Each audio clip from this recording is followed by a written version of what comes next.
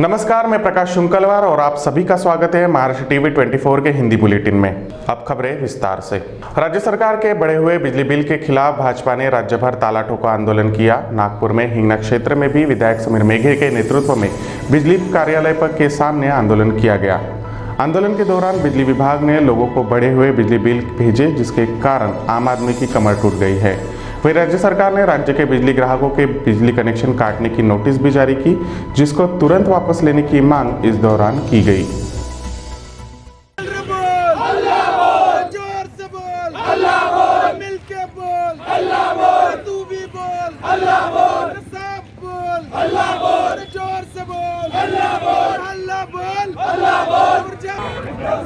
कोरोनाच्या काळामध्ये वीज बिल वाढीव झालेलं आहे। आदरणीय साहेबांनी शब्द दिला होता की हे वीज बिल आम्ही कमी करू। महाविकास आघाडीच्या सगळ्या लोकांनी म्हटलं होतं की वीज बिल माफ करू, पण काळ पलटला, लोक पलटली आणि त्यांनी शब्दावर टिकले नाही, म्हणून आज हा निषेध मोर्चा आम्ही काढलेला आहे। आणि आमची विनंती आहे, आदरणीय मुख्यमंत्री साहेब असो, उपमुख्यमंत्री साहेब असो, आदरणीय नितीन राऊत साहेब असो, यांनी हे जे वाढीव वीज बिल आहे हे कमी केलं पाहिजे, लोकांना दिलासा दिला पाहिजे। तसा ह्या महाविकास आघाडीने काही दिलासा कोरोनाच्या काळामध्ये दिला नव्हता। कमीत कमी आता तरी महाविकास आघाडी जागे व्हा आणि आता तरी हे वीज बिल कमी करा अशी माझी विनंती। भारतीय जनता पार्टी की ओर से कोराडी महावितरण कार्यालय के समक्ष बिजली ग्राहक और आम आदमी पर हो रहे अन्याय के विरोध में ताला ठोको व हल्ला बोल आंदोलन किया गया। पण सगळ्यांना माहीत आहे इंटरनॅशनल लेवलला क्रूड ऑइलचे जे भाव आहेत $55 प्रति बॅरल झाले आहेत। हे भाव 2008 मध्ये $142 प्रति बॅरल होते, 2012 मध्ये हे $125 प्रति बॅरल होते आणि गेल्या 4 महिन्यापूर्वी हे $30 प्रति बॅरल पर्यंत आले होते। असं असताना इंटरनॅशनल लेवलला पेट्रोल डिझेलचे भाव इतके खाली गेले असताना आमच्या देशातलं जे लुटेरू सरकार आहे, मोदी सरकार, यांनी जनता संकटात आहे, कोरोनामुळे लोकांचा रोजगार गेला आहे। अशा परिस्थितीमध्ये 27 रुपयाचं जे पेट्रोल तयार होते त्याच्यावर 33 रुपये केंद्र सरकारने टॅक्स लावला आणि 22 रुपये राज्य सरकारचा टॅक्स आहे।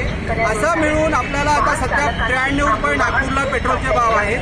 डिझेलचंही तीच परिस्थिती आहे आणि पेट्रोल डिझेलमुळे लोकांच्या खिशावर मोठा भार पडते आहे। डिझेलचे भाव वाढल्यामुळे शेतमालाचे, धान्याचे, जाण्या-येण्याचे, प्रवासाचे सगळे भाव वाढले आहेत आणि सध्या जनता खूप त्रस्त आहे। एकीकडे रोजगार नाहीत, उपाशी राहण्याची वेळ आली आहे, विजेचे भाव वाढवले आहेत। अशा परिस्थितीमध्ये केंद्र सरकारला आमची विनंती आहे की त्यांनी हे जे मोठ्या प्रमाणात भावापेक्षा जास्ती म्हणजे वन थर्ड भाव आहेत, एक हिस्सा केंद्र सरकार लुटते आहे, दुसरा राज्य सरकार लुटते आहे। अशा प्रकारे जनतेची लूट न करता ही लूट थांबवावी आणि एक 10-15% टॅक्स घेऊन, म्हणजे आता जो 33 रुपये टॅक्स आहे हा जर 10 रुपये केला तर पेट्रोल उद्याच आम्हाला 60 रुपये लिटर भेटू शकते आणि राज्य सरकारने जर कमी केला तर 50 रुपये भेटू शकते। आजूबाजूच्या राज्यांमध्ये आपल्याला माहीत आहे, काल बीजेपीचे सुब्रमण्यम स्वामी यांनी ट्विट केलं होतं की रामाच्या भारतामध्ये 95 रुपये लिटर आहे, रावणाच्या लंकेमध्ये 53 रुपये लिटर आहे आणि सीतेच्या नेपाळमध्ये 52 रुपये लिटर पेट्रोल आहे। अशा परिस्थितीमध्ये मोदी सरकारने जे जनतेची लूट चालू केली आहे ही थांबवायला पाहिजे आणि देशामध्ये एक चांगलं लोकांना जीवन जगता येईल अशी व्यवस्था निर्माण केली पाहिजे, हीच आज आमची मागणी आहे। बढ़े हुए बिजली बिल और लॉकडाउन काल में बढ़ा चढ़ाकर आए बिजली बिल के विरोध में भारतीय जनता पार्टी ने आज समूचे राज्य में ऊर्जा मंत्री नितिन राउत और महाविकास आघाड़ी सरकार के विरोध में आंदोलन किया। नागपुर के तुकडोजी महाराज चौक में विधायक मोहन मते ने सैकड़ों कार्यकर्ताओं के साथ बिजली कार्यालय पर हल्ला बोला। विधायक का कहना है कि पहले तो ऊर्जा मंत्री ने 100 यूनिट तक बिजली बिल माफ करने की घोषणा की, मगर बाद में महाविकास आघाड़ी सरकार ने अपने घोषणा से मुकर गई। इसीलिए आज हम लोगों के इस मुद्दे पर आंदोलन कर रहे हैं। जब उन्हें पेट्रोल और डीजल के मुद्दे पर सवाल पूछा गया तो उन्होंने तेल कंपनियों पर नियंत्रण न होने की बात कहकर सवाल को टाल दिया। महाविकास आघाड़ी जब अस्तित्व में आई तब ऊर्जा मंत्री नितिन राउत ने 100 यूनिट तक बिजली बिल माफ करने की घोषणा कर दी थी, मगर दूसरे ही दिन मुख्यमंत्री और उप मुख्यमंत्री ने इस घोषणा को साफ नकार दिया। इसी के साथ लॉकडाउन काल में जब लोगों के रोजगार छीन गए तब सरकार ने लोगों को अनाप शनाप बिल भेजे। जब लोगों ने बिल भरने में असमर्थता दर्शाई तो बिजली विभाग सख्ती से बिजली काटने की बात कह रही है।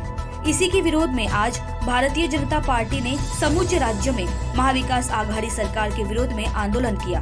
नागपुर में भी विधायक मोहन मते ने तुकडोजी चौक पर बिजली कार्यालय पर हल्ला बोला आंदोलन किया। इस पूरे मुद्दे पर मते का क्या कहना है, आइए जानते हैं। आता लोकांचे वीज बिल माफ करण्याचे ऐवजी त्यांचं वीज कनेक्शन तोडून 4 कोटी लोकांना अंधारात टाकण्याचा पाप करायला हे सरकार निघालेलं आहे। आणि भारत आज का ये हमारा धरना है। हम सभी जानते हैं कि लॉकडाउन के समय 3 महीने का बिल माफ़ करने के संदर्भ में अपने 3 महीने का जो बिल है बिल माफ़ करने के संदर्भ में शासन ने निर्णय लिया था, घोषणा की थी। किसी 3 पार्टी के 3 मंत्रियों ने अलग अलग घोषणा की थी, हम माफ़ करेंगे, कभी बोल रहे थे 100 यूनिट माफ़ करेंगे। लेकिन वो 100 यूनिट तो छोड़ो, हम सबको जानते हैं कि उस समय जो सर्वसामान्य लोग थे, जो गरीब लोग थे, जिनके खाने की व्यवस्था नहीं थी, वो कहाँ से बीज बिल भरेंगे। जो व्यवसाय उनके 3 महीने ठप हो गए थे और उस सिचुएशन में उनके बिल माफ़ करना आवश्यक था। लेकिन इस सरकार ने जिस पद्धति से बिल तो माफ़ नहीं किया, लेकिन उनके ऊपर जो ब्याज पर लगाते हुए उनका इतना बड़ा बिल कर दिया, आज वो लोग भर नहीं सकते। मुझे शासन से विनती है, महाराष्ट्र सरकार से, कि तिगाड़ी सरकार ने एक निर्णय लेना चाहिए और जो गौर गरीब लोग हैं उनका बिल माफ़ करना चाहिए, इससे मुझे लगता है।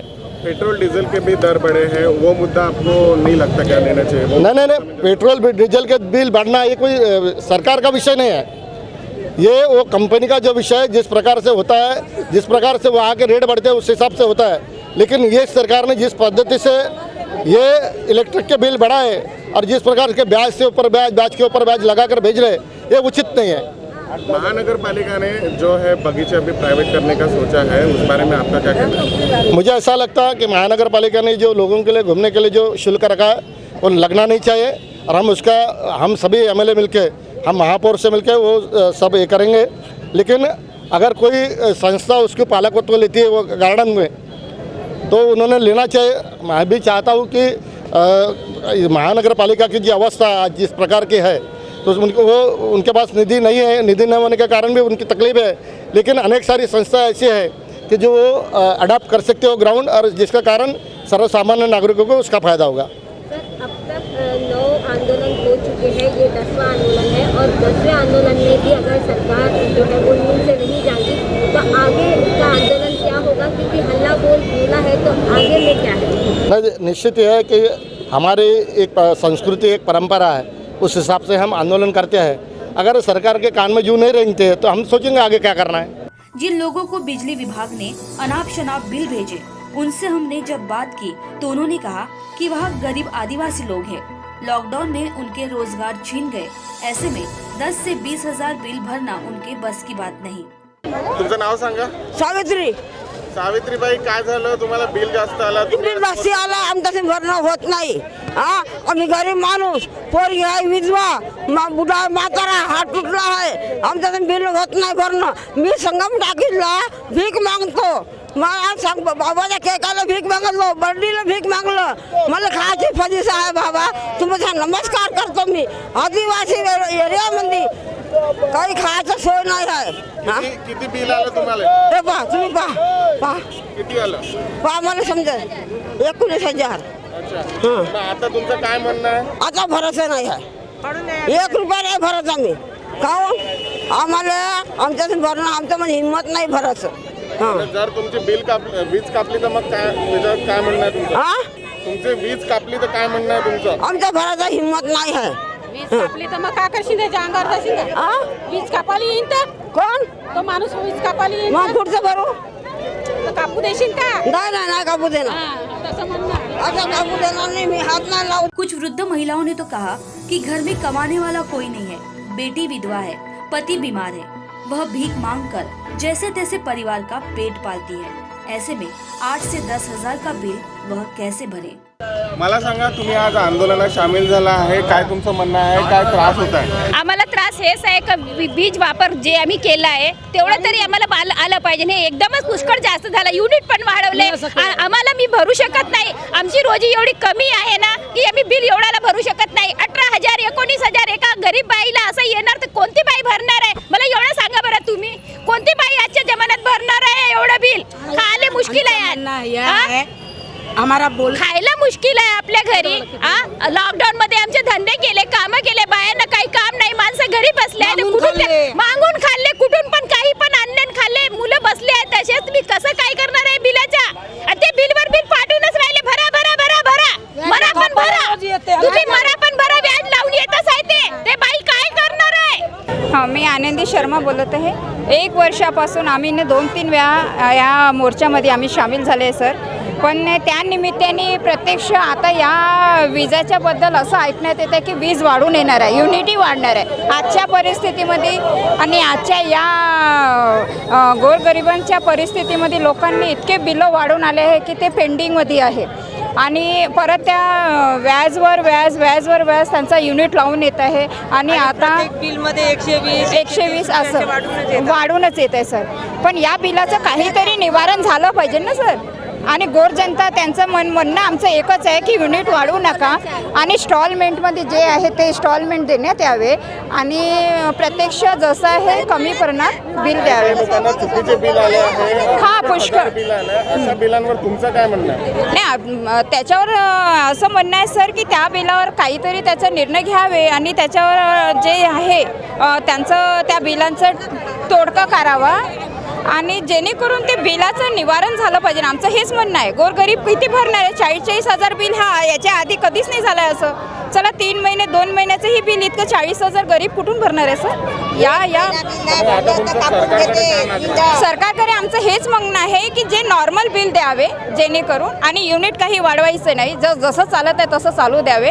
कारण की केंद्रामध्ये आमचे शिवसेना बसलेच आहे, उद्धव साहेब बसलेच आहे. त्यांनी आमच्याकडे लक्ष द्यावे, जनताकडे. जनतेसाठी आम्ही त्यांना बसवलं आहे तर कम से कम आमच्यासाठी त्यांनी लक्ष द्यावे हेच आमची मागणी आहे त्यांच्याकडे. इसी बीच हमने एनएमसी स्थायी समिति अध्यक्ष पिंटू झलके से बात की. उन्होंने कहा कि वह भी इस मुद्दे पर गंभीर है.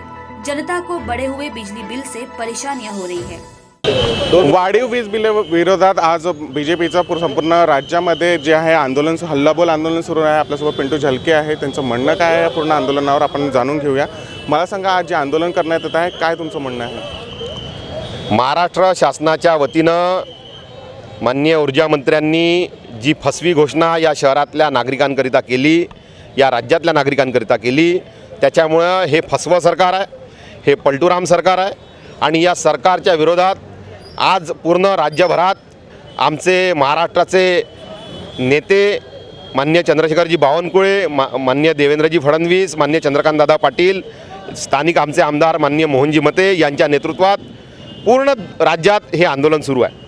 आणि ज्या पद्धतीनं या महाराष्ट्र सरकारनं एकीकडे घोषणा केली की आम्ही 100 युनिटपर्यंत नागरिकांना वीज बिल माफ करणार आहे, त्यानंतर घोषणा केली की कोरोनाच्या काळात जे अतिरिक्त बिल नागरिकांना प्राप्त झाले त्याबाबत आम्ही निर्णय घेणार आहे. मग त्यानंतर ऊर्जामंत्र्यांनी घोषणा केली की आता आम्ही हे बिल माफ करतो आहे. आणि त्यानंतर मुख्यमंत्र्यांनी आणि उपमुख्यमंत्र्यांनी सांगितलं की आर्थिक कारणामुळे आता हे बिल माफ करणं शक्य होणार नाही.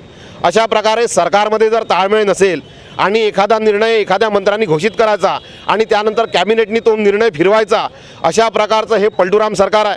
आणि या सरकारच्या विरोधात भारतीय जनता पक्ष सदैव आंदोलनाची भूमिका आहे. भारतीय जनता पक्ष हे सर्वसामान्य गोरगरीब जनतेच्या हितात जे अतिरिक्त वाढीव बिल दिलेलं आहे ते कमी करण्याची आमची भूमिका आहे. आणि त्या अनुषंगानं आज आम्ही हल्लाबोल आंदोलन केलेलं आहे. यानंतरही जर हे शासन जर ताळ्यावर आलं नाही तर यापेक्षाही कठोर भूमिका महाराष्ट्र शासनाच्या वतीनं आम्ही घेणार आहे. निश्चितच महाराष्ट्र शासन याबाबत लवकरच सकारात्मक निर्णय घेईल असा आमचा समज आहे. आतापर्यंत 9दा जे आहे आंदोलन झालं बीजेपीचं, मात्र रिझल्ट काही आला नाही. तर आता या आंदोलनाचा रिझल्ट नक्की असं वाटतं तुम्हाला? निश्चितच आंदोलन म्हणजे सर्वसामान्य जनतेच्या ज्या वेदना आहे त्या राज्य सरकारपर्यंत पोहोचवण्याचं माध्यम आहे. आणि आम्ही आंदोलनाच्या माध्यमातून ज्या सर्वसामान्य गोरगरीब जनतेवर अतिरिक्त लागलेला जो भुर्दंड आहे, अतिरिक्त बिल आहे आणि त्याबाबत नागरिकांमध्ये प्रचंड असंतोष आहे, हा असंतोष पोहोचवण्याचं हे आमचं माध्यम आहे. निश्चितच या आंदोलनाच्या माध्यमातून झोपलेलं राज्य सरकार जागं होईल व त्यांना आपला निर्णय फिरवण्याची निश्चितच वेळ येईल असा आमचा समज आहे. पेट्रोल दरवाढीचा सुद्धा मुद्दा जो आहे सामान्य नागरिकाशी जोडलेला आहे, तो मुद्दा घ्यायला पाहिजे असं तुम्हाला वाटत नाही का? मला असं वाटते पेट्रोल आणि डिझेलच्या दरवाढीच्या संदर्भात आणि वीज बिलाच्या संदर्भात या दोनही कॉन्ट्रडिक्टरी विषय आहे. पेट्रोल डिझेलचे जे दर आहे ते आंतरराष्ट्रीय स्तरावर जे क्रूडचे दर आहे त्या दरावर प्रति बॅरलप्रमाणे त्याचे दर ठरले जातात आणि त्यानंतर त्यानुसार राज्य शासनाने त्याच्यावर जे लागलेलं अतिरिक्त सेस आहे ते कमी करण्याकरिता महाराष्ट्र शासनाचा जो स्कोप आहे, मात्र महाराष्ट्र शासन केवळ केंद्रावर ढकलून आपली जे काम करण्याची पद्धत आहे त्याच्यातून ते दाखवून राहिलं आहे की आम्हाला सेस कमीच करायचा नाही आहे आणि नागरिकांवर अतिरिक्त भुर्दंड द्यायचा आणि एकीकडे वीज बिलाचा विषय मांडत असताना पेट्रोल आणि डिझेल वाढाचा विषय आणायचा. त्याच्यामुळे निश्चितच राज्य सरकार हे नागरिकांची दिशाभूल करत आहे असा आमचा आरोप आहे. बगीचाचा सुद्धा एक विषय आहे ज्याच्यावर लोकांची अतिशय नाराजी आहे. तुमचं काय म्हणणं आहे याच्यावर? तो मुद्दा जो आहे तो मागे घेणार का? निश्चितच उद्यानांच्या संदर्भात अनेक नागरिकांचे निवेदन आमच्याकडे प्राप्त झाले. अनेक संघटना याबाबत येऊन भेटल्या. याबाबत सकारात्मक चर्चा माननीय महापौरांशी सुरू आहे. अनेक पदाधिकाऱ्यांशी याबाबत चर्चा सुरू आहे. अनेक आमदारांचे याबाबत निवेदनं आम्हाला प्राप्त झाले. माननीय शहर अध्यक्ष आमचे आमदार माननीय मोहनजी मते, आमचे आमदार माननीय कृष्णाजी खोपडे, आमचे सर्वच आमदारांनी याबाबत आम्हाला काही सूचना त्याबाबत दिलेल्या आहे. निश्चित याबाबत सर्व सकारात्मक चर्चा करून याबाबतचा योग्य तो निर्णय आम्ही नक्कीच घेऊ. सकरदरा की गोंड बस्ती की महिलाओं ने अपना रोष व्यक्त करते हुए कहा कि वह इन बढ़े हुए बिजली बिल से परेशान हैं। ऐसे में अगर बिजली विभाग के लोग बिजली काटने आए और उन्हें कुछ हुआ तो उसकी जिम्मेदार खुद सरकार रहेगी। यहाँ तक जनवरी तक बिल पूरा माफ होने को होना और जो जनवरी के बाद फरवरी है यहाँ से बिल हमको आने को होना, हर महीने का बिल वो एकदम से रुक के नहीं आने को होना। हर महीने का हमसे जो 500 रुपए महीना भरेगा वो हम भर देंगे, लेकिन जनवरी तक के जो लॉकडाउन का बिल है वो पूरा माफ होने को होना और अभी फरवरी का बिल महीने को आने को होना वो भरेंगे हम। बस यही मानना है हमको और कुछ नहीं है। सरकार भी हमको बिल दे रहे तो फुकट का नहीं, वो भी हम मानते हैं। मेहनत करते मजदूरी करते लेकिन हम ईमानदारी से जीते हैं।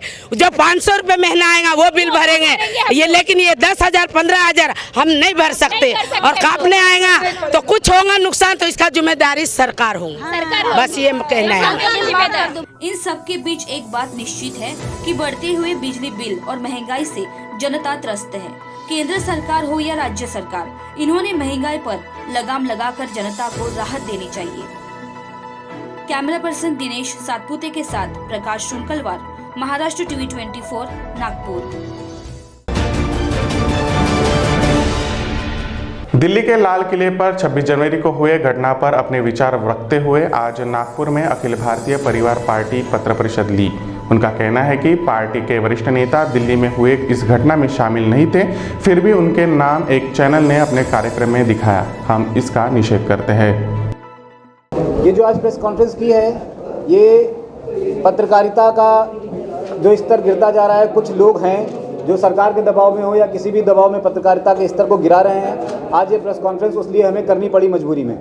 अखिल भारतीय परिवार पार्टी के पंजाब के एक लीडर हैं धर्मेंद्र सिंह हरमन भारती जी, उनको देश विरोधी गतिविधि के अनुसार उन्हें गिरफ्तार किया। SIT ने उन्हें पूछताछ के लिए बुलाया था और फिर वहीं उन्हें बैठा लिया, उन्हें गिरफ्तार कर लिया गया।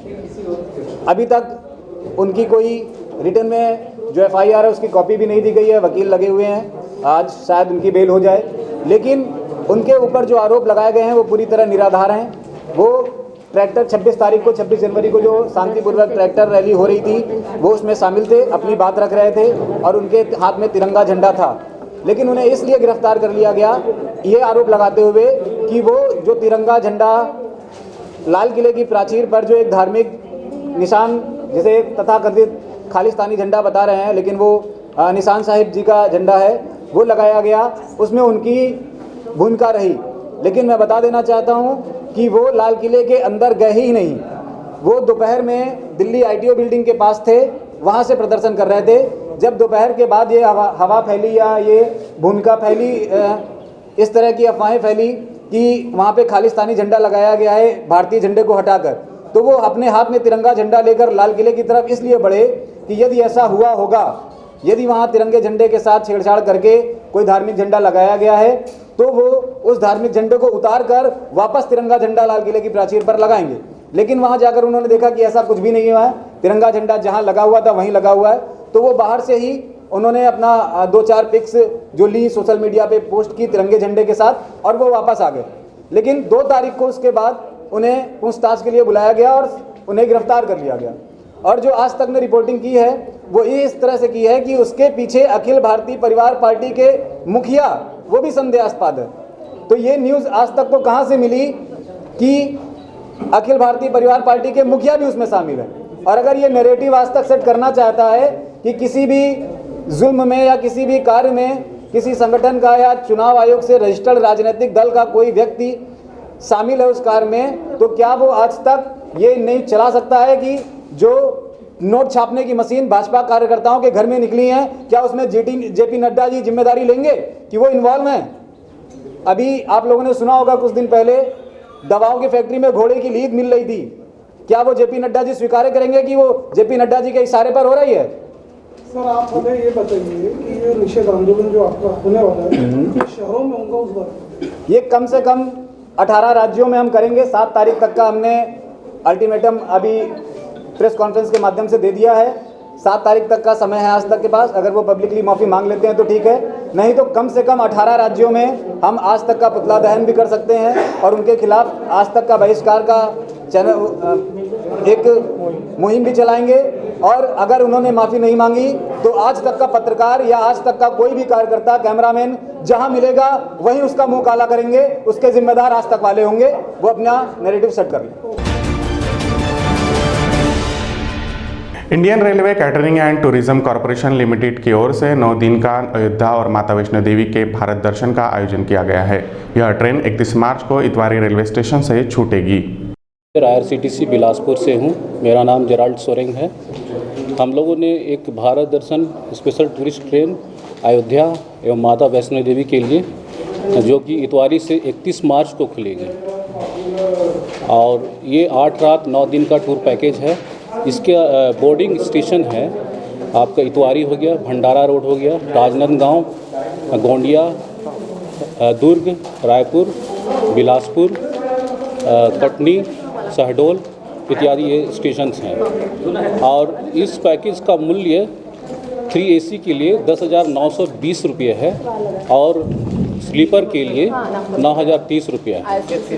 इसकी बुकिंग प्रारंभ हो चुकी है। जिनको इनकी बुकिंग करवानी है वे हमारे वेबसाइट से जो हैं www.irctctourism.com या फिर हमारे क्षेत्रीय कार्यालय के जो स्टाफ हैं उनका नंबर है 827 क्या है जो हेल्पलाइन नंबर है 7670908323 में आप संपर्क कर सकते हैं। ये आपके टूर पैकेज में आप सिर्फ आने जाने का ही रख रहे हो या फिर पे और कोई सुविधा कंप्लीट? इसमें कंप्लीट ये 10,920 रुपये 3 AC का जो चार्ज है और 9,030 रुपया ये कंप्लीट टूर पैकेज, इसमें ही सारा कुछ सारी सुविधा हम देंगे। इसमें ट्रेन यात्रा हो गया, फिर इंश्योरेंस है, तीनों वक्त का प्योर वेजिटेरियन खाना रहेगा, और जो कोरोना महामारी को मद्देनजर रखते हुए हम लोगों ने ये किट ये किया है, फेस मास्क रहेगा, हैंड सैनिटाइजर रहेगा, सारा कुछ उसी में ही सम्मिलित है। तो दर्शन लेने यहाँ से यहाँ से निकलना और दर्शन भी लेना और वापस आना ये सब? जी हाँ, जी हाँ, पूरा कंप्लीट टूर पैकेज है इसमें। आपका नाम बता दीजिए। मेरा नाम Gerald Soreng, area manager IRCTC Bilaspur से हूँ। अभी के लिए बस इतना ही। आप देखते रहिए महाराष्ट्र TV 24। नमस्कार।